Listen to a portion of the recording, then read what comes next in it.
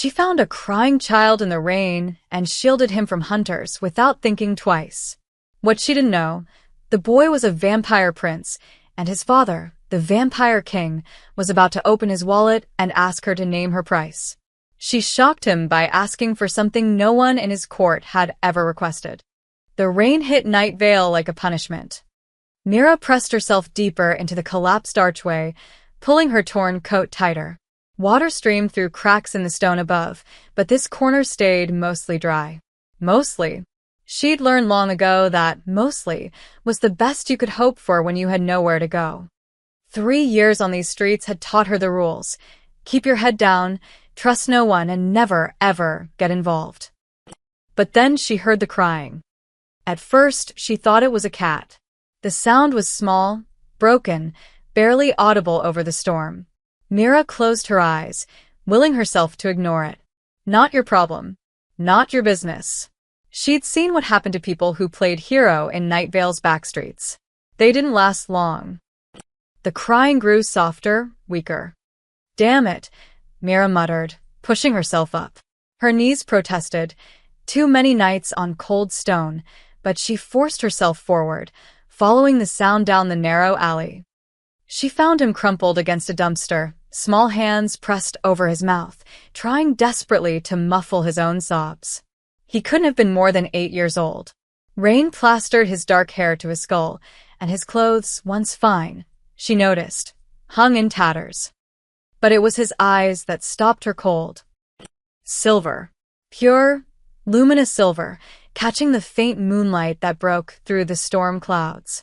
They locked onto hers with an intensity that made her breath hitch. No human child had eyes like that. Please, the boy whispered. They're coming. They're going to kill me. Myra's survival instinct screamed at her to walk away. Whatever this kid was, whatever trouble followed him, it wasn't her fight. She had nothing. She was nothing. What could she possibly do? Then she heard the voices. The leech spawn went this way. Check every shadow. The king's offering gold for whoever brings back his head, dead or alive. Another voice, eager, hungry, preferably dead. Footsteps splashed through puddles, growing closer. 4 men, maybe 5, armed with something that made the air taste like copper and fear. The boy's silver eyes pleaded with her. He didn't say another word. He didn't have to. Mira grabbed his wrist and pulled him to his feet. Don't make a sound. She knew these alleys better than anyone. 3 years of running, hiding, surviving had mapped every shadow in her mind. She led the boy through a gap in the fence that most adults wouldn't fit through, but she'd learned to make herself small. On the other side, she yanked him into a recessed doorway of an abandoned shop, covering his mouth with her hand as the hunters thundered past. Lost him. Spread out. He can't have gone far. If we don't find him before dawn, the king will. Their voices faded down different streets. Mira waited, counting her heartbeats. When she reached 300, she finally released the boy and sagged against the door, adrenaline leaving her hollow.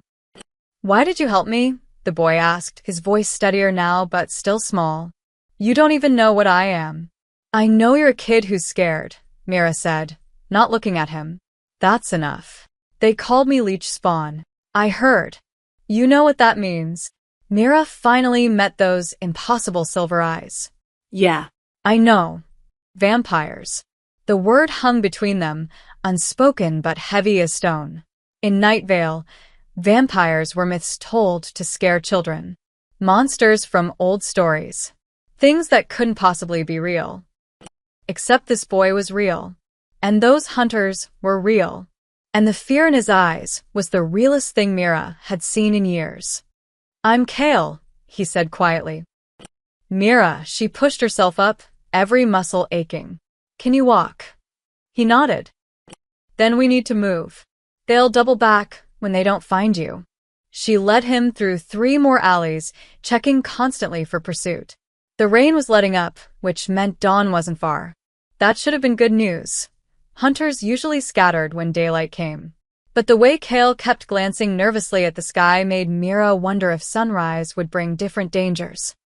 Finally, She brought him to her real sanctuary, an abandoned church on the edge of the old quarter. The roof had partially collapsed years ago, but one corner remained intact, dry and hidden. She'd stashed blankets, a few cans of food, everything she owned in the world. Home.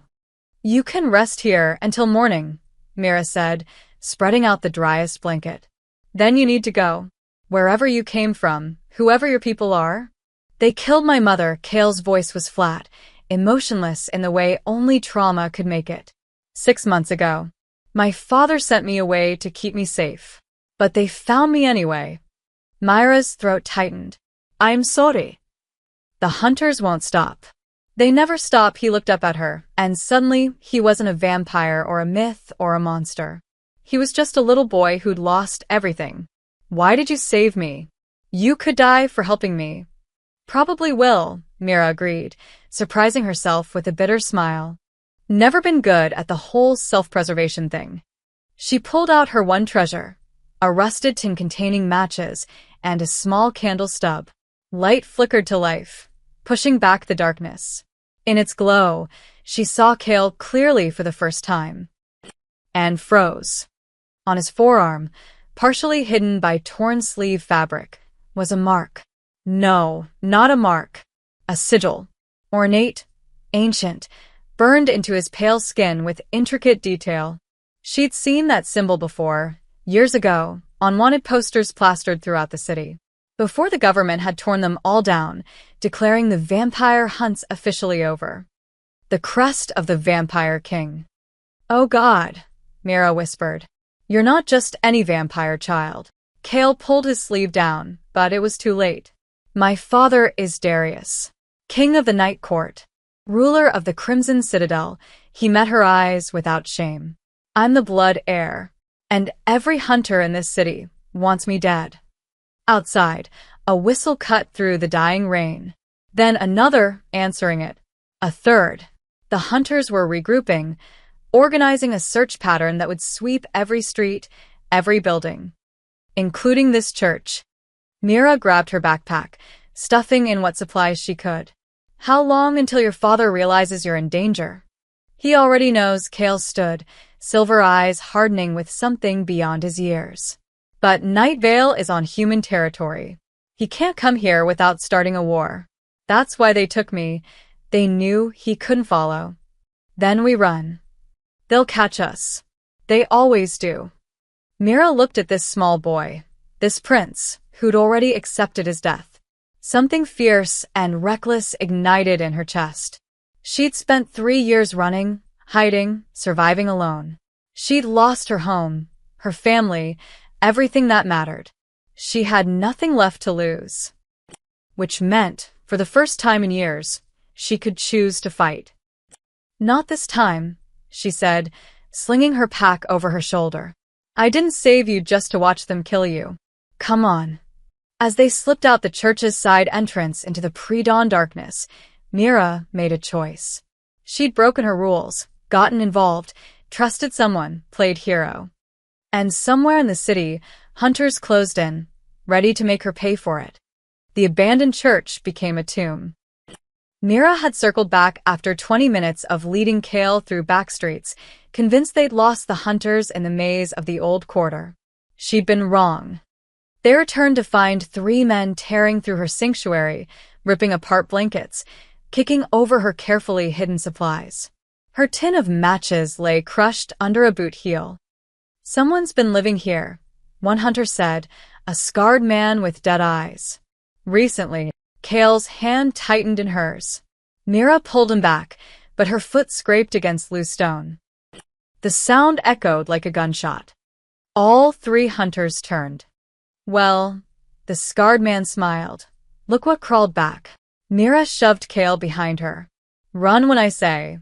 Touching, the hunter drew a silver blade that gleamed with an oily sheen. Poison. The street rat playing mother to a monster. You know what he is? A child. A leech. He stepped closer. His kind killed my daughter, drained her dry, and left her in an alley just like this 1 inch. His voice cracked with old grief twisted into something venomous. I've been hunting them for 3 years. This one's the last of the royal bloodline. When he dies, their reign ends. His mother's already dead, Mira said quietly. Hasn't that family suffered enough? Not nearly, the hunter lunged. Mira grabbed a piece of broken timber and swung hard. She'd learned to fight dirty on these streets. No form, no honor, just desperation and will to survive. The wood connected with his wrist. The blade clattered away. But the other two were already moving. One grabbed her from behind. The other went for Kale. No. Mira drove her elbow back, heard something crunch. The hunter's grip loosened. She spun, kicking his knee. He went down screaming. But the third hunter had Kale by the throat, lifting him off the ground. The boy struggled, those silver eyes wide with terror, small hands clawing uselessly at the man's arm. Time seemed to slow. Mira saw the dropped silver blade, saw the hunter squeezing tighter, saw Kale's face turning colors no child's face should turn. She dove for the weapon. Her hand closed around the hilt, burning, the poison making her palm blister instantly, and she drove it upward into the hunter's thigh. He howled, dropping Kale, stumbling backward. The boy collapsed, gasping. You're dead, the scarred hunter snarled, back on his feet despite his bleeding wrist. Both of you. Then the temperature dropped. Not gradually. All at once, as if winter had arrived in a single breath. Frost crept across the walls. Their exhaled breaths became visible clouds. And the shadows moved. Something emerged from the darkness at the church entrance. Too tall, too graceful, too other to be human. Crimson eyes glowed in the dim light. A presence that made Myra's instincts scream in two directions at once. Run and kneel. That's far enough, a voice said, smooth as silk, cold as death. The hunters froze. King Darius stepped into the candlelight, and Mira understood instantly why humans feared vampires. He wore black that seemed to absorb light rather than reflect it. His face could have been carved from marble, beautiful and terrible and utterly inhuman. Power rolled off him in waves. Father, Kale whispered. Darius's eyes swept the scene. His son crumpled on the floor, the hunters with their weapons, and Mira kneeling between them, hand still blistered from the poison blade. You entered Night Vale, the scarred hunter said, trying to sound brave and failing. That's an act of war. My son was taken from protected territory. Your laws were broken first. Darius moved with impossible speed. One moment he stood at the entrance. The next, his hand was around the scarred hunter's throat. You dared harm the blood heir. We were defending humanity. The snap echoed through the church. The hunter's body hit the ground. The other two ran. They made it 3 steps before shadows. Knights Mira hadn't even seen, materialized and dragged them screaming into the darkness. Silence fell, broken only by Kale's ragged breathing. Darius crossed to his son, kneeling. His hands, terrifying seconds ago, touched Kale's face with infinite gentleness. Are you hurt? I'm okay. Kale threw his arms around his father's neck. She saved me. Twice. They were going to kill me, and she... Darius's crimson gaze shifted to Mira. She couldn't move, Couldn't speak. Every survival instinct told her she was prey looking at a predator. You protected the blood heir, it wasn't a question. Mira forced herself to nod. Why? Darius stood, and suddenly the small church felt even smaller. You're human. You owe us nothing. By all accounts, you should have turned him over to the hunters for a reward. He's a kid, Mira said hoarsely. That's reason enough. Something flickered across Darius's perfect face. Surprise, perhaps, or suspicion. He studied her for a long moment. Homeless, injured, holding a poisoned blade with a blistered hand, standing in the ruins of everything she owned. You'll come with us, he finally said. What? To the Crimson Citadel. My son's life is worth more than all the gold in human kingdoms. His tone made it clear this wasn't a request. You'll be compensated for your bravery. I don't want compensation, Mira said. I just wanted him safe. Darius's eyes narrowed. Everyone wants something. Two vampire knights materialized behind her, escape routes closing. Mira looked at Kale, who watched her with those hopeful silver eyes, then back at the vampire king. She'd saved a child tonight, broken every rule of survival, and now she was being taken to a place where humans supposedly never return from. Fine, she whispered. As they left the church, Mira glanced back once at the only home she'd known for 3 years. The candles still flickered, a tiny light against impossible darkness. She had no idea she'd never need it again. The journey to the Crimson Citadel should have been impossible. One moment, Mira stood in the ruined church. The next, darkness swallowed her whole. Not the absence of light, but something alive, something that moved. She felt weightless, pulled through space that bent wrong. When solid ground returned beneath her feet, she collapsed to her knees, gasping. Mortals always struggle with shadow walking, one knight said dismissively. Mira looked up and forgot how to breathe. They stood at the edge of a massive fortress carved directly into a mountain of black stone. Spires twisted toward a sky that held no sun, only a blood-red moon that never seemed to move. Crimson fire burned in enormous braziers, casting everything in shades of scarlet and shadow. The Crimson Citadel, a place from nightmares and legends. And it was real. Welcome to the Night Court, Darius said, watching her reaction with unreadable eyes. Come. Mira forced herself to stand, though her legs shook. Kale stayed close to his father, but kept glancing back at her, as if afraid she might disappear. They crossed a bridge over a chasm so deep Mira couldn't see the bottom. Guard towers loomed on either side, and she felt eyes watching from every shadow. When they passed through the main gates, massive doors of black iron inscribed with symbols that hurt to look at, whispers erupted. Is that a human? What's it doing here? The king brought back immortal? Probably food for the court. Myra's skin crawled. Every instinct screamed that she didn't belong here, that she was prey in a den of predators. But she kept walking, head high, refusing to show fear. The halls inside were impossibly vast. Vaulted ceilings disappeared into darkness. Tapestries depicted battles between vampires and humans, always with vampires victorious. Courtiers in elaborate crimson and black silk stopped to stare as they passed, their eyes glowing various shades of red and gold. None were silver like Kale's. Darius led them to a throne room that made Mira feel like an insect. The throne itself was carved from a single piece of obsidian, and behind it, a window showed that eternal red moon. Father, Kale said quietly, can Mira stay with me? Please. She'll have quarters assigned. Please, those silver eyes pleaded. I don't want to be alone. Darius's jaw tightened, but he nodded. Very well. For tonight, he gestured, and a female vampire in elegant robes appeared, moving so silently Mira hadn't heard her approach. Lady Seraphine will see to your needs, Darius said. Tomorrow, we discuss your reward. I don't need, Mira started. Nevertheless, his tone left no room for argument. You saved the blood heir. That debt will be paid. He swept from the room, knights following like shadows. Only Kale remained, grabbing Myra's hand. Come on, he said, almost excited now. I'll show you my rooms. They're huge, you'll like them. Lady Seraphine smiled, but it didn't reach her golden eyes. This way, mortal.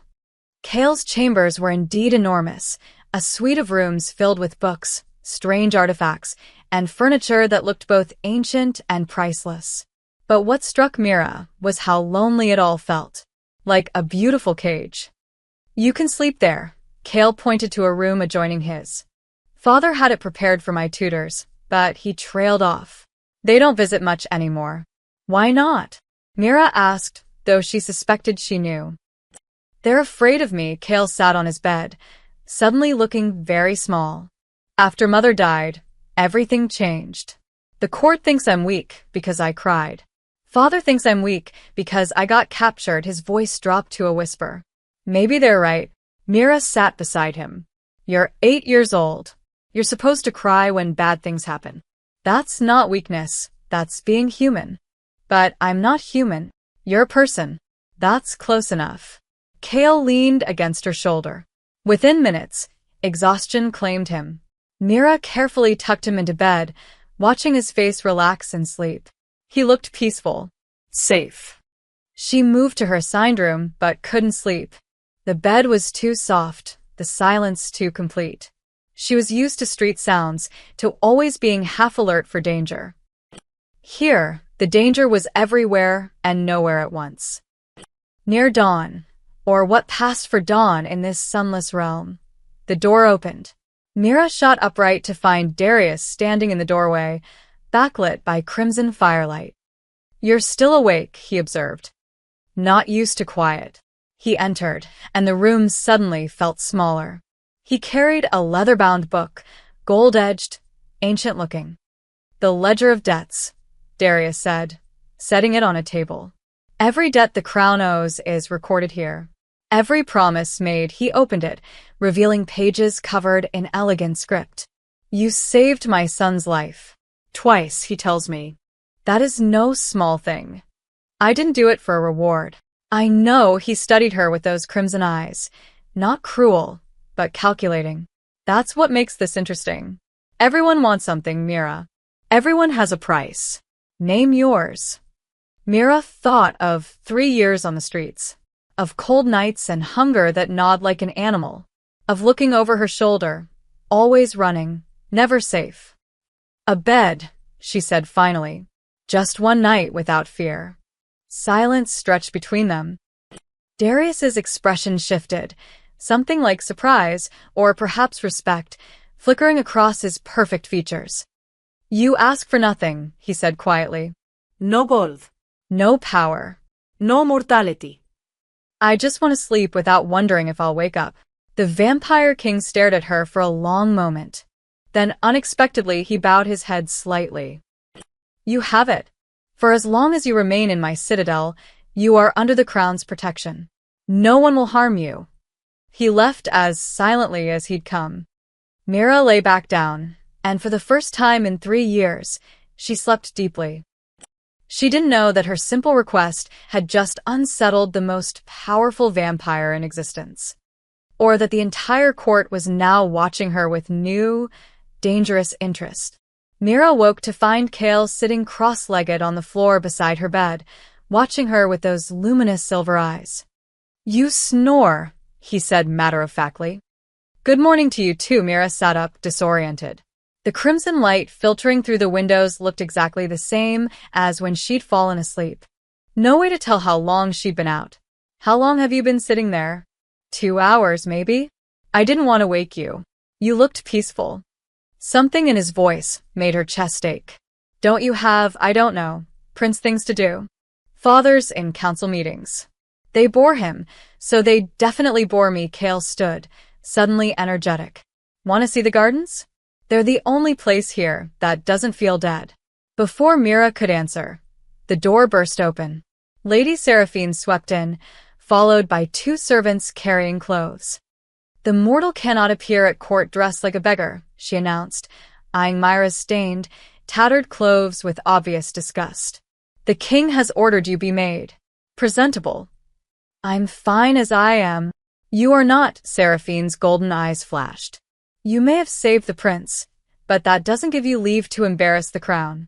You'll bathe, dress properly, and comport yourself with at least minimal dignity. Kale bristled. She's my guest. She's a mortal in the Crimson Citadel, young prince. That makes her a curiosity at best, a liability at worst. Seraphine's voice softened slightly. The court is already talking. If she's to survive here, she needs armor. Even if that armor is merely silk and proper posture. The bath was the most surreal experience of Myra's life. The tub was carved from black marble, filled with water that smelled of strange herbs. She scrubbed away 3 years of street grime, watching the water turn gray, then brown. When she emerged, the servants had laid out a dress, Deep burgundy, simpler than the elaborate court fashions, but still finer than anything Mira had ever worn. It fit perfectly, which shouldn't have been possible. Vampire magic, Seraphine said, catching her confused expression. Useful for some things, at least. They braided Myra's dark hair back from her face. When she looked in the mirror, actual silver, probably worth more than everything she'd owned in her life, she barely recognized herself. Better, Seraphine said. Now remember, don't speak unless spoken to, don't make eye contact with anyone above your station, which is everyone, and for all that's unholy, don't mention the queen. What happened to her? Mira asked. Seraphine's expression hardened. You just broke Rule 1. Come. The king is waiting. The throne room was packed with vampire nobility, all dressed in variations of crimson and black, all radiating barely concealed hostility. Mira felt their stares like physical weight. Darius sat on his obsidian throne, imposing and regal. Kale stood beside him, looking uncomfortable in formal attire. When he saw Mira, his face brightened. You look nice. Several courtiers snickered. A tall vampire with cruel eyes whispered something that made others laugh. Silence. Darius's voice cut through the mockery like a blade. The room fell instantly quiet. He gestured to Mira. Approach. Her legs felt unsteady, but she walked forward, refusing to show fear. Every eye tracked her movement. Mira of Night Vale, Darius said formally, producing the golden ledger from last night. You saved the blood heir when trained knights could not. You asked for nothing but safety. That humility honors this court more than you know. He opened the book, and Mira saw fresh script on a new page, her name, written in elegant calligraphy that seemed to shimmer. By the laws of the Night Court, a debt must be settled. You asked for sanctuary, and I granted it. But a life, especially the life of my heir, demands greater recompense. Darius's crimson eyes held hers. Name your true price. Gold? Land? Title? We can make you wealthy beyond mortal imagination. The room held its breath. Mira thought of Kale's words that morning.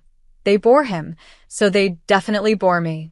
She thought of how the boy looked when he slept, peaceful for the first time since she'd found him. She thought of how empty these grand halls felt despite being full of people. I don't want gold, she said clearly. I want permission to stay with Kale. He shouldn't be alone. Shocked whispers erupted. The mortal presumes. She thinks herself worthy to raise the prince. This is an insult. Enough. Darius rose from his throne, and the hall fell silent. He descended the steps slowly, each footfall echoing. When he stood before Mira, close enough that she could see flecks of gold in his crimson eyes, he spoke quietly. You ask not for wealth or power, but to serve. To give rather than take. Something unreadable crossed his face. Why? Because he's a good kid who's been through hell, Mira said simply. And because I know what it's like to be alone. No child should feel that way. Not even a vampire prince. Silence stretched so long Mira thought she'd made a fatal mistake. Then Kale's small voice broke it. Please, father. I want her to stay. Darius looked at his son, then back at Mira. When he spoke, his voice carried throughout the hall. So be it. Mira of Night Vale, you are hereby appointed informal guardian to the blood heir. You will have quarters, provisions, and the crown's protection. He returned to his throne, reopening the ledger. But understand, this court does not easily accept outsiders. You will be tested. Watched. Judged. I can handle it, Mira said, though her heart hammered. We shall see. Darius closed the book with a resonant thud. This audience is concluded. As the court dispersed, Mira caught fragments of whispered conversations. Bewitched the boy somehow. Playing on the king's grief. Won't last a week. Kale rushed to her side, grabbing her hand. You're really staying? Looks like it. Good, he grinned, the first genuine smile she'd seen from him. Now can we see the gardens? Please. As they left the throne room together, Mira felt Darius's eyes on her back, weighing, measuring, wondering what she would cost him in the end. She had no idea that by choosing to stay, she'd just painted a target on her back. Or that some members of court had already decided she needed to die. The gardens were impossible. Flowers bloomed in shades of silver and midnight blue, petals that glowed with inner light. Trees twisted upward with bark like polished onyx, bearing fruit that shimmered like captured stars. A fountain at the center flowed with water, so clear it looked like liquid crystal. Mother planted these, Kale said softly, running his hand along a vine covered in luminous, white blooms. Father won't let anyone change them. Sometimes I catch him standing here at night, just staring. Mira sat on the fountain's edge, watching Kale explore. For the first time since she'd met him, he looked like an actual child. Curious, playful, unguarded. What was she like? Mira asked. Your mother? Kale's smile faded. Kind. She used to read to me every night. She didn't care that I was scared of the dark. She said even princes were allowed to be afraid. He plucked one of the glowing flowers. The court killed her. Myra's blood went cold. What? Not directly. But their politics, their games, Kale's small hands clenched around the flower, crushing it. There was a faction that thought Father was too soft. That we needed to conquer human lands, not coexist. Mother spoke against them. Then one night, she went to negotiate with them, and she never came back. His voice dropped to a whisper. They said it was an accident. A rogue vampire. But Father knows the truth. So do I. Kale. That's why he sent me away. Why he's so careful now. Because if they could kill the queen, I'm easy. He looked up at her with those ancient-looking silver eyes. Until you. You didn't even know who I was, and you still protected me. Why? Before Mira could answer, footsteps approached. She turned to find Darius standing at the garden entrance, partially hidden in shadow. Kale, he said quietly, it's time for your lessons. But now. The boy's shoulders slumped. He handed Mira the crushed flower and trudged toward his father, not meeting his eyes. As they left, Mira heard Kale whisper, You never come to the gardens anymore. Darius didn't respond. Over the following days, Mira began to understand the strange dynamics of the Crimson Citadel. Kale refused to eat unless she was present. At first, the servants found this amusing. A mortal woman sitting at the royal table, watching a vampire child push blood-infused food around his plate. But when Mira started telling him stories from her life on the streets, turning meals into something other than a grim duty, Kale began eating. Then talking. Then laughing. The sound echoed through halls that had been silent for too long. Darius noticed. He'd appear in doorways, watching them with an expression Mira couldn't decipher. Not quite approval, not quite suspicion. Something more complicated. You're good with him, he said one evening, finding Mira in the library where she'd been reading to Kale. The boy had fallen asleep against her shoulder.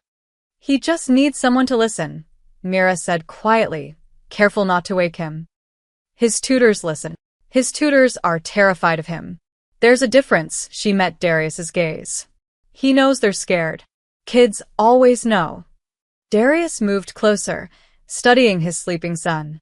For a moment, something cracked in his regal facade. Raw grief, quickly hidden. He looks like her, Darius said. His mother. Same stubborn expression. Even in sleep. He told me what happened. Darius's jaw tightened. Did he? He thinks you don't come to the gardens because they remind you of her. He's not wrong, Darius turned away. But that's not your concern. Maybe not. But he's lonely, and you're grieving, and you're both so busy protecting each other that neither of you are actually living. Mira carefully shifted Kale's weight. I'm just a homeless woman who got lucky. I don't understand court politics or vampire law. But I know what it's like to lose everything. And I know that isolation doesn't heal wounds. It just lets them fester. Darius was silent for a long moment. You speak boldly for someone who relies on my protection. You ask for honesty when you open that ledger. I'm giving it to you. Something almost like respect flickered across his face. You're not what I expected. What did you expect? Someone who wanted something. Power, wealth, immortality, Everyone in this court wants something from me. He looked at Kale again. But you just want him to be happy. Revolutionary concept, I know. The ghost of a smile touched Darius's lips. Indeed. But not everyone found Myra's presence charming. Lord Valen, the cruel-eyed vampire from the throne room, watched her constantly. He'd conveniently appear wherever she walked with Kale, making pointed comments about mortal fragility and inappropriate attachments. The prince grows too dependent on her. Valen said one night during a feast Mira had been forced to attend. He spoke loudly enough for the entire table to hear. What happens when she dies? Mortals are so fleeting. Then I'll grieve and move on, Kale said sharply, surprising everyone. Like father did with mother. The table fell deathly silent. Darius's expression darkened. Kale, he said quietly. That's enough. But it's true. Everyone acts like we should just forget her, but we can't, and we shouldn't have to. I said enough. Darius's voice could have frozen fire. Kale stood, eyes bright with unshed tears. You won't talk about her. You won't visit her gardens. You won't even say her name anymore, his voice broke. It's like you want to forget she existed. He ran from the hall. Mira stood to follow, but Darius's hand caught her wrist, not hard, but immovable. Let him go. He's upset. He needs to learn control. Emotions are weapons here. Showing them is weakness, but Darius's eyes betrayed him, tracking the doorway where his son had disappeared. Mira pulled her hand free. He's 8. He's allowed to have emotions. Not if they make him a target. They already killed his mother for politics. What more can they take from him? His childhood? His ability to love? She stepped closer, not caring that she was challenging a king. You can't protect him from grief by teaching him not to feel. That's not protection. It's imprisonment. The entire court watched, waiting for Darius to punish such insolence. Instead, he simply stood. This feast is concluded. As the courtiers dispersed, some disappointed, others intrigued, Valen approached Mira with a serpent smile. Careful, mortal, he whispered. The king tolerates you because of the boy. But tolerance is not safety. His eyes glowed amber in the firelight. Accidents happen so easily in the citadel. A fall from a balcony. A poisoned cup. A shadow that moves when it shouldn't. He swept away, leaving Mira cold despite the warm hall. That night, she found Kale in the gardens, sitting by the fountain, silent tears streaming down his face. Mira sat beside him and said nothing. Sometimes, presence was enough. I miss her, Kale finally whispered. I know. Father won't even say her name. Alara. It was Alara. He looked at Mira with heartbreak too heavy for such young eyes. What if he forgets? He won't, Mira said, though she wasn't sure she believed it. Grief makes people do strange things. Maybe silence is how he survives. Is that how you survive? Being silent about what you lost. Myra's throat tightened. She hadn't talked about her own losses, her family, her home, the life before the streets, with anyone. No, she admitted. I survive by remembering. And by finding new things worth protecting. Kale leaned against her, and they sat in Alara's garden under the eternal red moon, two survivors holding each other up. Neither noticed Darius watching from the shadows, something like longing in his ancient eyes. The feast celebrating Kale's return came 3 weeks after Myra's arrival. The entire court attended, nobles from every vampire house, dressed in their finest silks and jewels. The great hall blazed with crimson light, long tables laden with delicacies Mira couldn't identify and wasn't sure she wanted to. Stay close to me, Kale whispered as they entered. He wore formal robes that made him look older, more prince than boy. And don't drink anything unless I taste it first. Kale, that's not. Promise me. His silver eyes were deadly serious. Mira promised. Darius sat at the high table, regal and distant, surrounded by his council. He'd barely spoken to either of them since the argument about Alara. But when Kale took his place at his father's side, and Mira was seated nearby, a position of honor that made several nobles visibly bristle, Darius nodded slightly to her. Acknowledgement, if not warmth. Lord Valen stood to make a toast. To the blood heir, returned safely to us. May he grow strong and wise, guided by proper counsel. His eyes flicked meaningfully to Mira. And may he remember that true strength comes from his own kind, not from external influences. Polite applause followed, but the message was clear. The feast continued with elaborate courses. Mira picked at her food, actual human food, prepared separately, though she noticed several vampires watching her eat with predatory fascination. They're not used to live prey at the table, a voice said beside her. Mira turned to find Lady Seraphine had taken the adjacent seat. Should I be worried? Constantly, but Seraphine's golden eyes held something like respect. You've lasted longer than I expected. The boy clearly adores you. Even the king seems different when you're around. Different how? Less frozen. More. Seraphine paused, searching for the word. Human. Before Mira could respond, servants brought out wine. Deep red, almost black, served in crystal goblets. Everyone took one. Even Kale received a small cup. To the blood heir, someone called, and the hall echoed it. Kale lifted his cup, glancing at Mira. She smiled encouragingly. He started to drink. Then stopped. Something's wrong, he said quietly. Darius's head snapped toward him. What? The smell. It's Kale's nose wrinkled. Off. Lord Valen laughed. The prince is too accustomed to human coddling. This is traditional blood wine, your highness. Perhaps you've forgotten the taste of. Let me try it, Mira said suddenly, reaching for Kale's cup. Don't be ridiculous, Valen sneered. Mortals can't tolerate. Kale handed her the cup. Their eyes met. He trusted her to know what she was doing. Mira didn't drink. She held the cup close, inhaling carefully. Beneath the copper scent of blood, there was something else.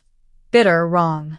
She'd smelled it before, in the church, when the hunters attacked. Poison, she said clearly. Chaos erupted. Absurd. Valen shouted. Test it, Darius commanded, his voice cutting through the noise. A court physician hurried forward, performing some kind of spell. The wine in Kale's cup turned black as tar. Nightshade extract, the physician breathed. Mix with silver powder. Fatal to vampires within minutes. The hall fell deathly silent. Who prepared the heir's cup? Darius's voice was soft, which somehow made it more terrifying. Servants scrambled to answer, pointing to one another, but the trail went cold. Too many hands had touched the wine.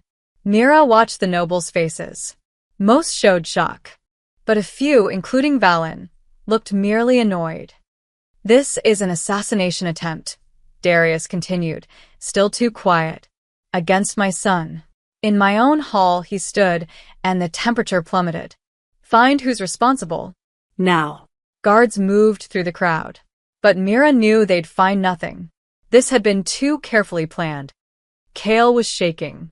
Mira put her hand on his shoulder, and he grabbed it like a lifeline. I'm okay, he whispered. I'm okay.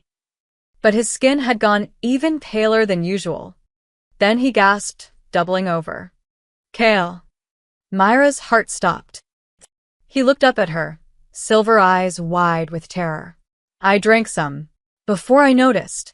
Just a little. Physician. Darius roared, already moving. The hall descended into pandemonium. The physician rushed forward, examining Kale with increasingly frantic movements. The poison's in his blood.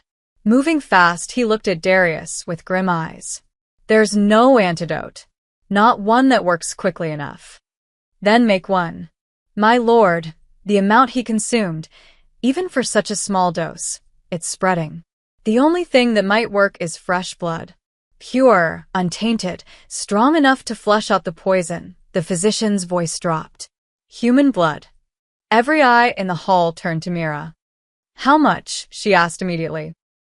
No, Darius said. We'll find another way. How much? Mira repeated, louder. The physician met her gaze. Enough that you might not survive.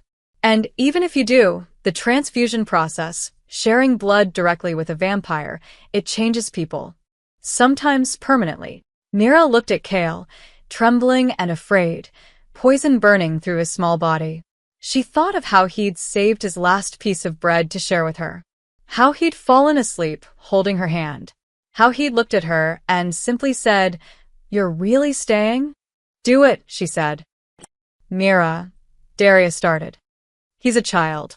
I'm not watching him die because I was too scared." She turned to the physician. "What do you need me to do?" The physician hesitated, then nodded. "Bring them to the healing chamber. Quickly."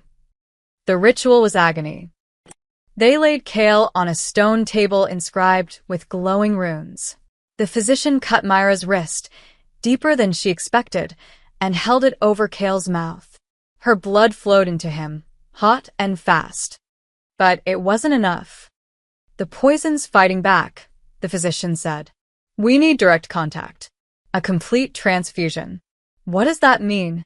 Myra's vision was already swimming. "It means," Darius said quietly, appearing beside her, "that I have to turn you. Partially. Just enough to survive the blood exchange. But you won't be fully human anymore." Mira looked at Kale, lips turning blue, breathing shallow. "Do it. You don't understand what you're asking."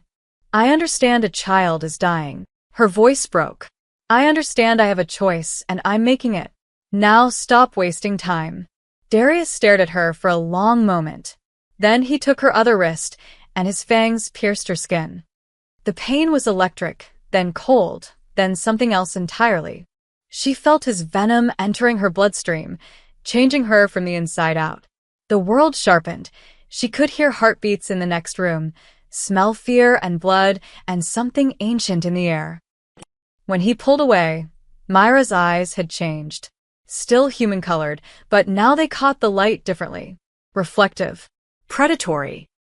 "Now," the physician said, guiding her hand back to Kale's mouth. "Give him everything you can." Mira did. She felt her life pouring out, but also something new, strength she hadn't possessed before, borrowed from Darius's venom. She gave until the world went gray, until she couldn't feel her legs, until Kale's color began to return. The last thing she saw before darkness claimed her was Kale opening his silver eyes. "Mira," he whispered. Then nothing. When she woke 3 days later, everything had changed. Mira woke to the sound of screaming. Her eyes snapped open, and the world was different. Too sharp, too clear. She could see individual dust particles floating in the air, hear conversations 3 rooms away, smell blood and fear and smoke. "Easy," Seraphine's voice came from beside the bed. "The transformation takes time to adjust to." Kale is alive. Fully recovered, Seraphine helped her sit up. "You saved him. But Mira, we have bigger problems. The court is in chaos." Through the window, Mira saw smoke rising from the lower citadel. The clash of steel echoed through stone corridors. "What's happening?" "Rebellion." Seraphine's face was grim. "Lord Valen and half the old guard. They're calling Darius unfit, claiming he broke sacred law by turning a human. They're demanding he abdicate." Myra's blood went cold. "Where's Kale?" "Locked in his chambers with guards." "Where you should be." But Mira was already moving. Her body responded differently now, faster, stronger. She reached the door in what felt like a single step. "Mira, wait. You don't know how to fight like this yet." She didn't listen. The corridors were chaos. Vampire fought vampire, crimson and gold eyes flashing in the firelight. The rebels wore black armbands marked with a silver fong, Valen's symbol. A rebel spotted her. The human. Kill her. 3 vampires lunged. Instinct took over. Instinct she didn't know she had. Mira dodged the first attack with inhuman speed, grabbed a fallen sword, and drove it through the second attacker's shoulder.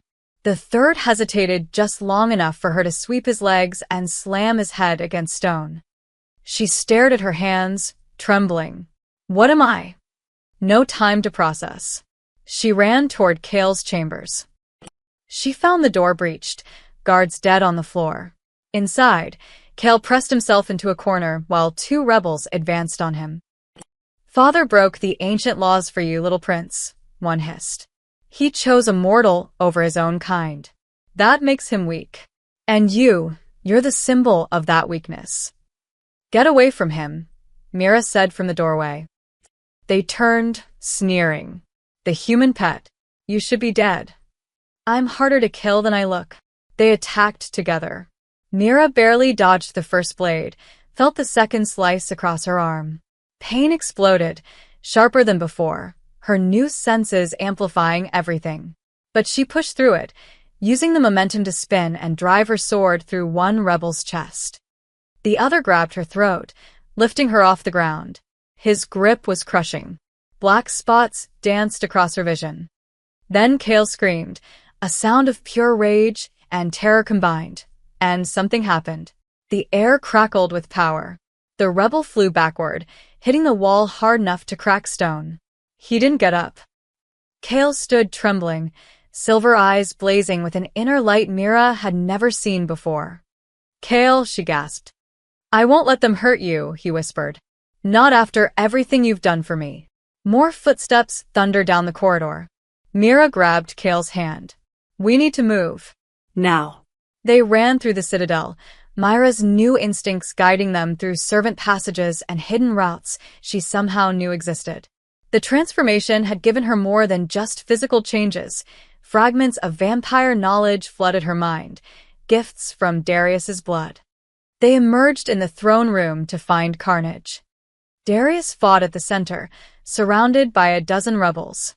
His movements were poetry and death combined, elegant and utterly lethal. But even he couldn't fight forever. Blood, black vampire blood, stained his armor. Father. Kale's cry cut through the battle. Valen appeared from the shadows, blade aimed at Kale's exposed back. Mira didn't think. She threw herself between them. The sword pierced her stomach, cold and burning simultaneously. She gasped, tasting copper. Mira, Kale screamed. Time seemed to slow. Mira saw Darius turn, saw horror cross his face, saw Valen's triumphant smile. Pathetic, Valen sneered. Die knowing you failed. Darius moved faster than light itself. One moment he was across the room. The next, his hand was through Valen's chest, gripping his heart. You dare, Darius whispered, voice deadly calm. You dare harm what is mine. He crushed Valen's heart to dust. The rebel lord crumpled. The other rebels, seeing their leader fall, hesitated. That hesitation cost them. Darius's loyal knights, who'd been fighting throughout the citadel, poured into the throne room, overwhelming the remaining rebels. The uprising ended not with a battle, but with silence. Darius caught Mira as she fell, lowering her gently to the ground. Kale dropped beside her, tears streaming. You stupid, brave fool, Darius said, his hands pressing against her wound.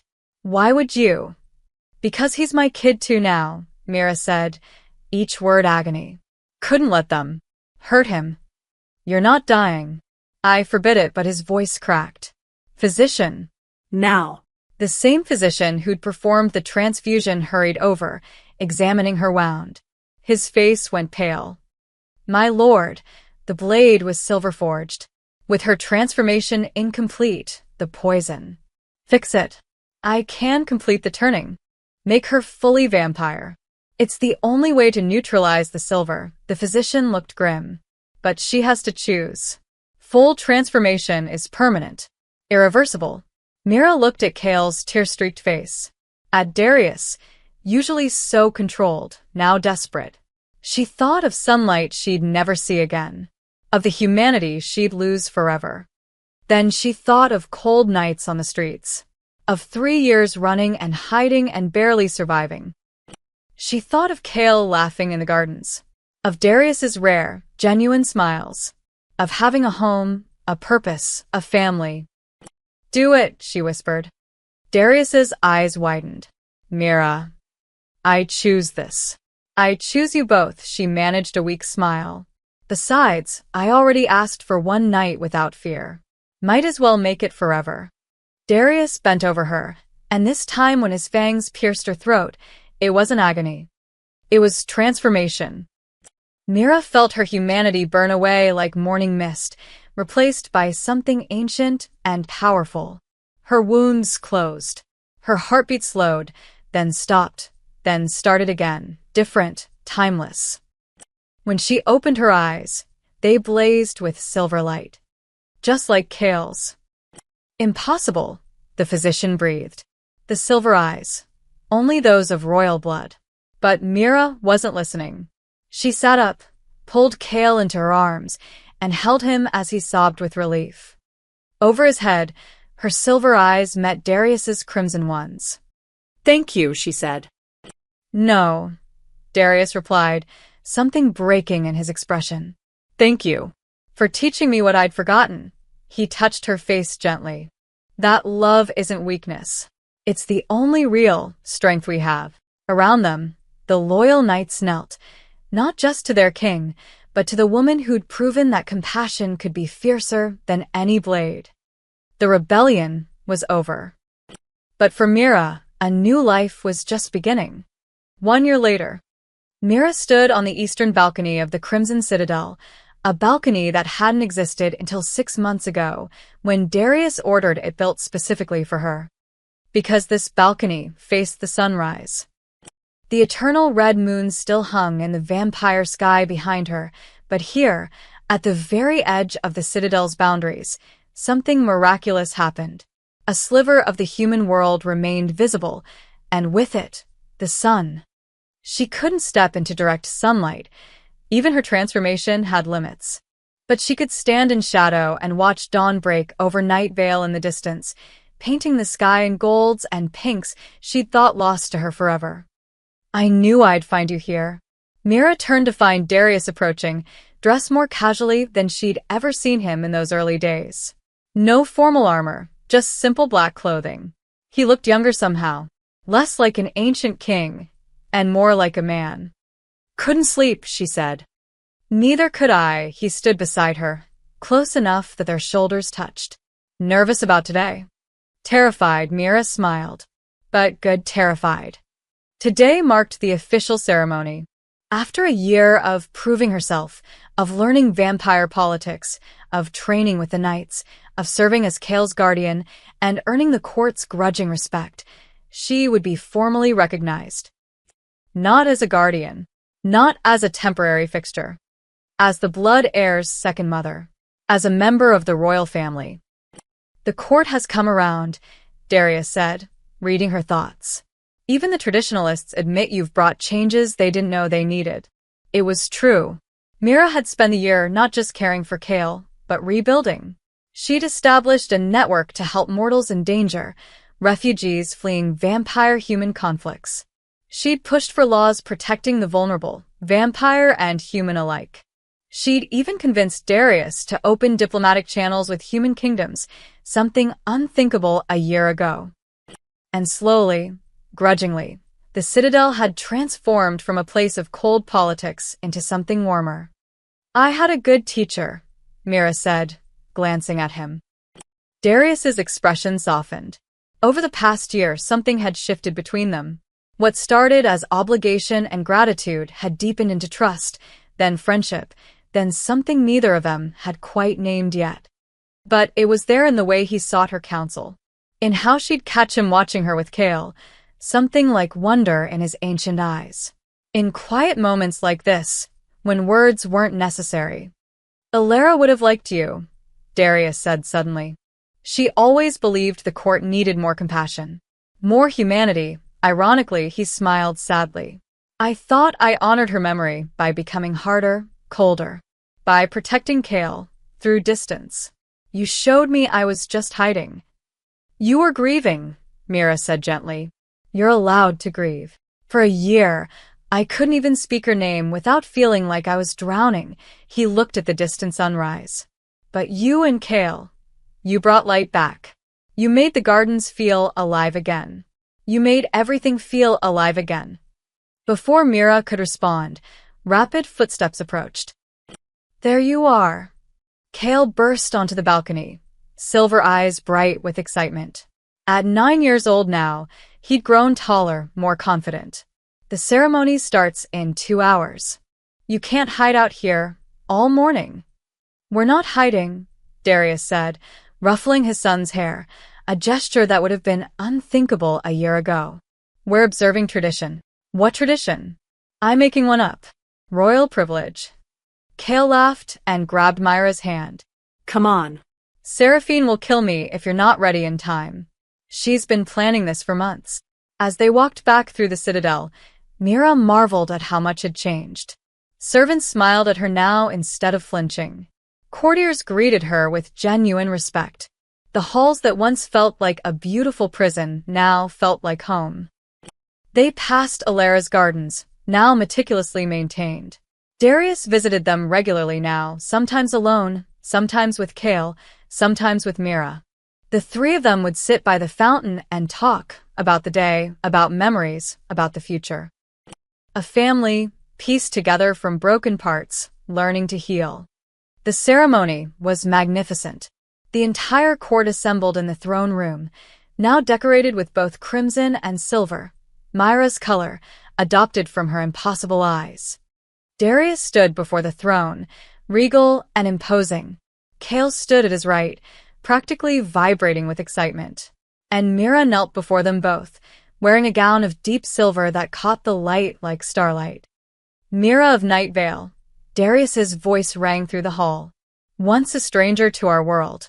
Once mortal, vulnerable, alone. You gave everything to save my son, your humanity, your safety, your life as you knew it. You asked for nothing and gave everything. He descended the steps, producing a circlet of silver and obsidian, a crown, but simpler than his own, elegant rather than imposing. You taught this court that strength comes not from cruelty, but from compassion. Not from domination, but from protection. Not from isolation, but from love. He placed the circlet on her head. Rise, Mira Night Vale, guardian of the blood heir, voice of a vulnerable, and second mother to the royal house. Mira stood, and the court, every single vampire, even the former skeptics, knelt. Kale broke protocol by rushing forward and hugging her. I told you they'd love you eventually, he whispered. Eventually being the key word, Mira laughed, hugging him back. That evening, after the feast and celebrations, the three of them returned to the eastern balcony. They'd made it a tradition, watching the sunset together, Myra's reminder of the world she'd come from and the bridge she'd become between two realms. What are you thinking? Darius asked quietly. Mira watched the sun sink below the horizon, painting the sky in impossible colors. She thought of cold alleys and hunger, of a small boy crying in the rain, of a choice that had cost her everything she was and given her everything she needed. I'm thinking, she said softly, that 3 years ago, I was homeless. I had nothing, no family, no future, no hope. I was just trying to survive until tomorrow. She looked at Kale, tucked under her arm, and at Darius standing close enough that she could feel his presence like warmth. And now I have a home in a place I never dreamed existed.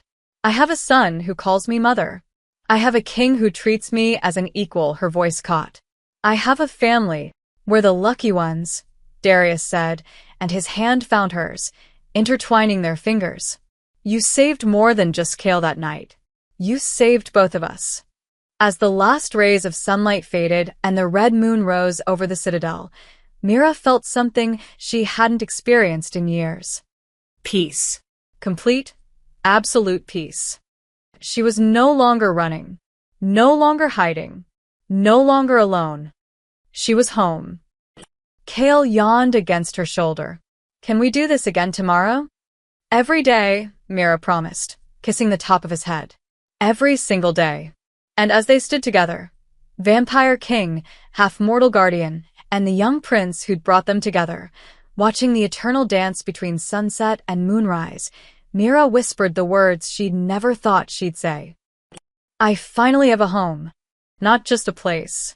Not just walls and shelter. But belonging. Purpose. Love. The things that had seemed impossible in a rain-soaked alley when a homeless woman chose compassion over survival. The things that had always been worth more than any price a king could offer. The things that, in the end, had transformed not just her body, but her entire world. And somewhere in the gardens below, Elara's flowers bloomed silver and bright, as if blessing the strange, beautiful family that had grown in her absence. As if saying, "This is what I hoped for. This is what love looks like." And in the Crimson Citadel, for the first time in centuries, it was enough. The end.